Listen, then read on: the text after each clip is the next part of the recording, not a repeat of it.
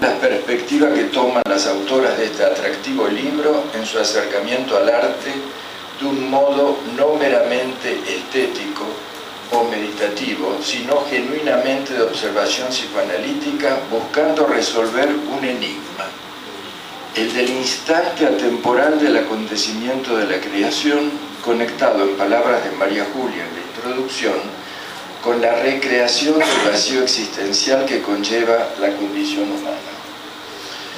De esta manera nos conducen, mediante una prosa precisa, ajustada y al mismo tiempo clara y atractiva, hacia alguna forma de novedad develada por el hecho artístico. Asimismo, se hace evidente que este libro es consecuencia y testimonio de un intenso trabajo grupal durante varios años de estudio, debate, sedimentación y de presentación de trabajos, y por lo tanto de palpitante actualidad. Es importante destacar que no solo muestra las posibilidades de recrear y enriquecer las articulaciones entre los campos del arte y el psicoanálisis, sino también en el abordaje clínico de este último. No voy a enumerar la riqueza argumentativa, los propósitos y temas abordados por cada autora, ya que están expuestos en forma nítida y generosa en la introducción del libro, en la que encontramos también una síntesis de cada uno de los trabajos. Mi propósito será entonces el de elegir en alguno de los capítulos alguna frase, alguna cita que nos ofrezca la posibilidad de acercarnos a sus hipótesis. De esta manera me voy a referir al espíritu que nos transmite el libro y más precisamente a aquello que su lectura nos propone. Por un lado destaco que más allá de las diferencias de escritura o de los temas tratados, encontré un juego de voces que buscan alcanzar las variaciones de la estrategia artística en su intento por apresar, según María Julia, ese vacío que implica la fragmentación de la realidad. O como nos dice más adelante, la cultura y la creación artística provienen del encuentro del sujeto con lo imposible. Imposible. En palabras de Paula Fortuny en su capítulo El lugar de la mirada en el arte, la pintura como creación que remonta a lo primitivo de la constitución del ser nos muestra sus grietas, sus vacíos, armaduras y o vivencias de su mundo interno. Ver no es mirar.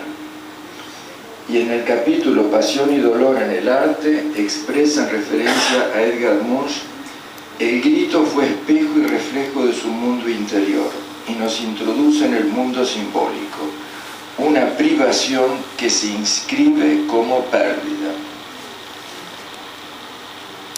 María Julia Cebolla Las Heras, en El dolor como marca la sexualidad y el arte de Francis Bacon, se pregunta: ¿qué sentido tiene para el arte el dolor, ese afecto tan relacionado con el acto creativo?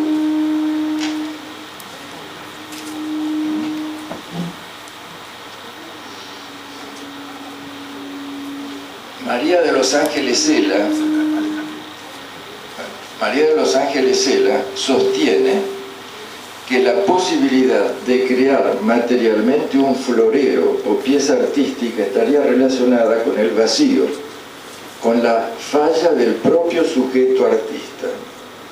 Mientras Teresa Calisti y Cristina Goicoechea anuncian: ¿no será la angustia existencial esa huella ontogenética frente al vacío que nos despierta ese ruto o camino en la nada entre el antes y el después del ser, y el intermedio es lo que llamamos vida?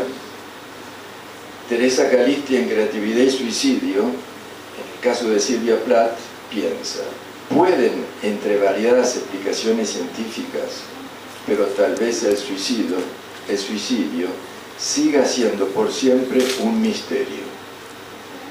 Por el otro, las autoras en la introducción toman el arte como un hacer terapéutico en sí mismo y también como una herramienta sumamente valiosa en el proceso de la cura dentro del espacio de la clínica. ¿Qué intuición manifiesta estas afirmaciones de las autoras? Se desprendería de la lectura la existencia de una creatividad, o más precisamente de una actividad creativa, como modo de generar funcionamientos psíquicos terapéuticos en sí mismos. Además consideran que en el proceso creativo, al tomar contacto con el vacío, se podría fundar algo nuevo, pudiendo entonces enfrentarse de otra manera la problemática psíquica o la inclusión en el contexto social en que se vive de un modo singular y muchas veces artístico. Como acabamos de comprobar en alguna de las citas, el trabajo que realizan sobre el proceso creativo es exhaustivo, ya que analizan como temas centrales su contracara en la destructividad, el arte y su relación con la creatividad, sublimación y por último el vacío en el arte, enhebrados por un pensamiento abierto a la indagación. Por último, es de destacar la acertada contextualización de los desarrollos teórico-clínicos de los diferentes capítulos que se presentan abiertos a la polémica. De esta manera, este libro justifica ampliamente, por un lado, la hipótesis de la influencia del psicoanálisis en el arte y por el otro, que el análisis de una obra de arte o también el quehacer artístico en sus distintas facetas pueden, a su vez, encontrar formas de articularse, de interrogar y hasta de entrar en diálogo con el psicoanálisis. Por último diré que la lectura de este libro no puede ser considerada como una mera revisión y articulación entre psicoanálisis y arte. Se trata de una obra que nos lleva a meditar en el complejo mundo que habitamos y que muchas veces nos resulta ajeno y que permanece, como expresa una de las autoras, misterioso.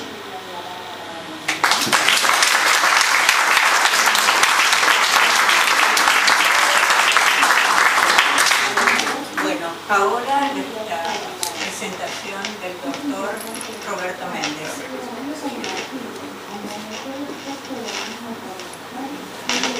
Bueno, buenas tardes a todos. Primero, mis felicitaciones a las autoras.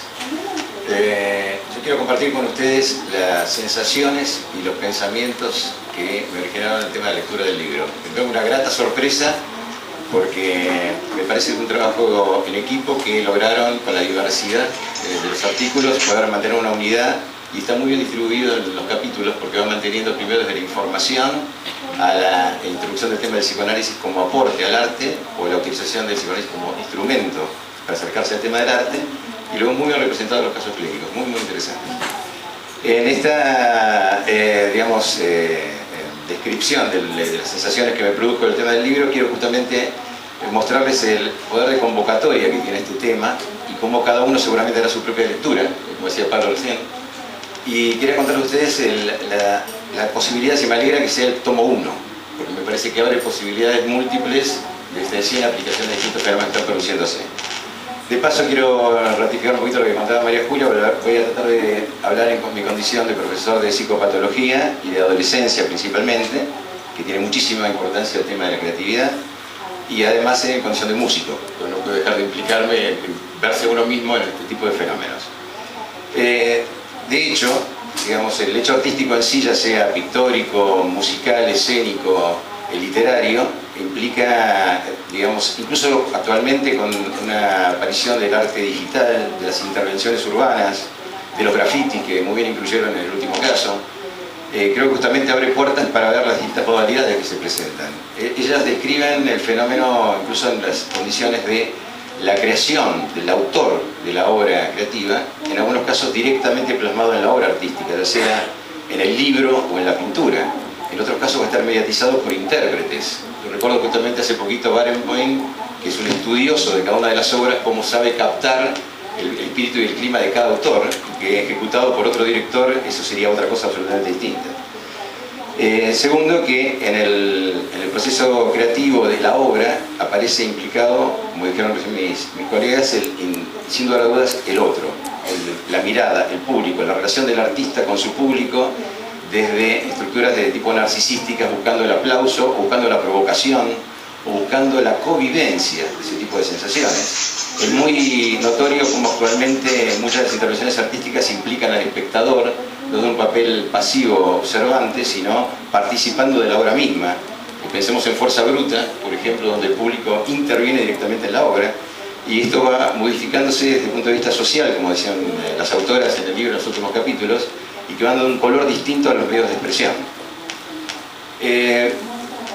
Luego toman el tema, brillantemente, el tema del psicoanálisis como instrumento para abordar, sabiendo que es solamente una parte, un tipo de abordaje, un tipo de lectura, y en ese instrumento psicoanalítico la mirada va a ser distinta. Yo recuerdo un episodio de Eliseo Subiela, cuando presentó en una sesión psicoanalítica la película Hombre mirando al sudeste. Los colegas hicieron sus interpretaciones del cuadro y cuando termina él dice: no sabía que había hecho todo esto. Los fenómenos inconscientes que aparecen en la lectura múltiple y el enriquecimiento que se produce a partir de ese tema. También me parece que muy adecuadamente, y que introduce después otras reflexiones que me trajo este libro, es el tema de el psicoanálisis como terapéutica en sí, porque está implicado, digamos, en el tema de un accionar desde la salud, que me parece que aparece en muchos momentos en el tema del libro, y luego precisamente la patología y como un fenómeno restitutivo, reparador de vivencias vacías profundas. Yo diría que de paso es la base de muchas actividades. Yo soy docente de terapia ocupacional y la importancia en determinados tipos de patologías como las adicciones, los trastornos bipolares, los trastornos narcisísticos profundos, los borderline, los adictos adolescentes, el tema de la creatividad como un fenómeno de religamiento de esas pulsiones desmembradas por el tema de las adicciones, son fenómenos muy graves, es un factor central de conexión, y la fascinación de lograr un producto propio, espontáneo y reconocido, es algo que todo el tiempo en la obra aparece como, digamos, lo central, ¿no? Y representa este vacío. Además, desde el punto de vista de la salud, uno trabajando con niños, siempre aparece un ejemplo en las clases que es el tema de cómo los padres podemos fomentar el desarrollo artístico de un hijo, o al revés, destruirlo y partirlo en cuatro. El primer hijito que hace un garabato en la pared del comedor recién pintada con marcador es producto de fotografías, se mostrárselo a la abuela, aplaudirlo, etcétera, etcétera. Ya con el segundo o el tercero la paciencia es menor, ya uno ya aprendió que hay que ofrecerle un papel, un ámbito adecuado, y los mecanismos sublimatorios aparecen en primera escena. Muchas madres obsesivas han frustrado grandes creadores, artísticos principalmente, justamente por la preocupación obsesiva sobre el tema de la limpieza y no sobre el tema del desarrollo y la productividad. En la adolescencia, los procesos regresivos, esperables, normales, y aún así los patológicos, fuerzan un desligamiento pulsional que demuestra la presencia de tánatos. Y justamente las autoras describen la función erótica de ligazón que tiene justamente el tema del arte, y donde aquí, cuando uno ve la relación y una discusión muy habitual que se produce con el público en el tema de las adicciones y el arte, si las drogas facilitan la creación o no, uno sabe que el haber incorporado una técnica, un conocimiento con un yo, con mecanismos sublimatorios, permite atravesar este proceso de creación que de otra manera sería absolutamente narcisístico. Pensemos en Charly García, drogado, que no terminaba los recitales, a un Charly ya recompuesto que vuelve a poder aparecer en su escena. No será el mismo, pero se restituyó, sin lugar a dudas. La posibilidad de la creatividad en cuanto a lo espontáneo, los autores toman a Winnicott como uno de los autores que describen, y el tema de lo espontáneo y lo personal. Cada obra de arte es única en la creación, incluso en interpretación. No es lo mismo una canción ejecutada por alguien o un cuadro o una pieza literaria donde aparece lo personal e individual. Esto implica también el reconocimiento del otro sobre esa individualidad. Y el tema de lo propio, digamos, justamente en el tema de la obra de arte, es central. Hay una característica muy clásica de los artistas obsesivos, que están horas y horas luchando por conseguir ese color o esa situación y destruyen la obra y la empiezan nuevamente porque la necesidad interna es lograr contactar con esos fenómenos primarios que vivieron, incluso desde lo preverbal. En el caso literario aparece lo verbal, pero en el caso de la música, los sonidos, lo preverbal se hace presente de forma muy intensa, y la necesidad de poder conectarse para luego poder restituir ese objeto en algo exterior, proyectarlo en algo exterior. Ahí sí comunicable, y ahí sí saliendo del enfoque narcisístico del tema.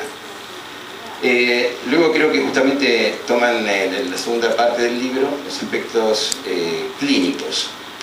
Quisiera aparte recomendar este libro, pues muy claro en cuanto al recorrido, a un raconto del arte en el tema del psicoanálisis, muy ordenado y que sirve mucho a nivel pedagógico.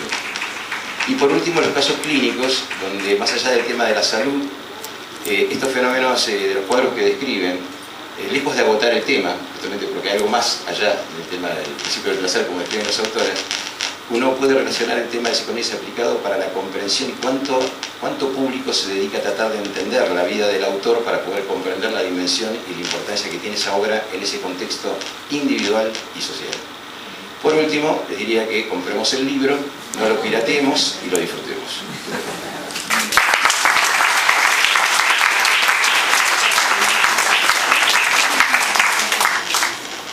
Bueno, muchísimas gracias. Realmente las exposiciones han sido claras, ricas, generosas con el libro, muy generosas. Pero creo que de alguna manera el libro, en función del esfuerzo, del interés que tuvimos, lo merece. Así que, bueno, muchísimas gracias. Y no sé si alguien quiere hacer preguntas, tanto a los autores como a los presentadores.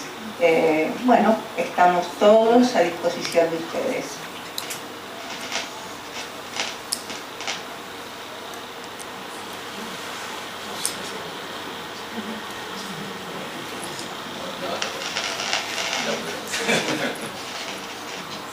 ¿Las autoras quieren expresar algo? ¿Cuánto tiempo les llevó coordinar y hacer todos los capítulos?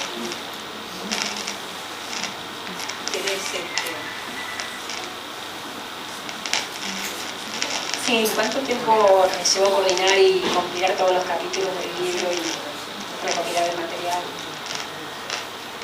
A ver, voy a... ¿Cómo empezaron? ¿Cómo surgió la idea?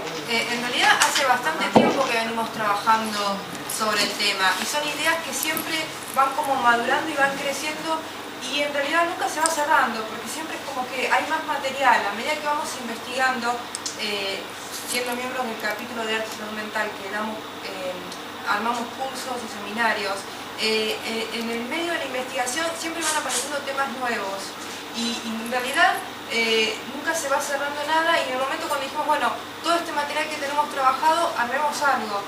Y en el mismo armar el libro, uno se va dando cuenta que hay más también para desarrollar. Así que en tiempo, meses, te podría decir, organizar el libro, armar el libro, fueron este año. Pero después todo el material que está dentro del libro creo que es trabajo de años y años que venimos investigando, leyendo, releyendo y sucesivamente así vendrán los demás. Sí, yo lo plantearía de este modo. En cuanto a la parte formal que sería del libro, la estructura, hubo un momento de determinación por parte de María Julia de comenzar, bueno, ahora esto lo podemos colocar para darlo a conocer y que se haga un despliegue. El trabajo anterior, y muchas desde que somos chicas venimos haciendo cosas de arte, música, pintura, bueno, lo que llevó a preguntas, durante la carrera también, posterior al recibirnos, fue un trabajo de años, mismo mientras uno está haciendo una pieza, puede ser de cerámica o pintando. Entonces esas preguntas volcadas y trabajadas, que me parece que muchas de nosotros lo llevamos a otras mesas de congreso, fue lo que retomamos para poder hacer los libros. Y los trabajos posteriores, que vendrían para la otra serie, ¿no?, de libros, sucede lo mismo. O sea, los trabajos están y vamos replanteando, a ver, qué es lo que modificaríamos en cuanto al hacer de artista, en referencia también con el psicoanálisis o algún paciente que trae alguna inquietud con respecto a estas cuestiones, porque está el arte de escuchar, el arte que se coloca sesión a sesión, y bueno, y esto también va modificando lo que escribimos.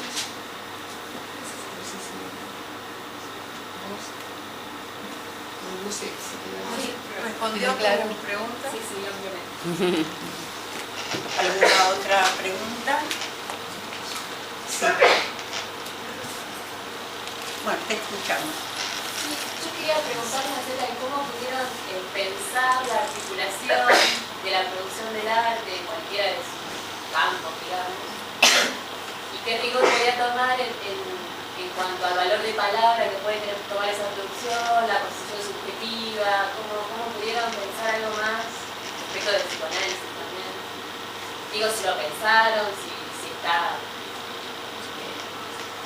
por ahí yo te diría que fue surgiendo, como dijeron las compañeras, nos sirvió muchísimo quizás nuestra formación dentro de la cátedra de adolescencia y la cátedra también de clínica de niños y adolescentes, en cuanto a investigar todo lo que tiene que ver con el surgimiento de la subjetividad. Porque el surgimiento de la subjetividad nos llevó a pensar, a buscar de dónde se originaba lo nuevo, o sea, cómo surgía la creación. Y bueno, y fue como ir desenrollando una madeja, ir buscando, iban surgiendo cosas nuevas, ideas nuevas. De hecho, poder ayudar al paciente. Y uno va descubriendo que el arte realmente ayuda al paciente, y ayuda mucho, porque permite que surjan sensaciones, palabras,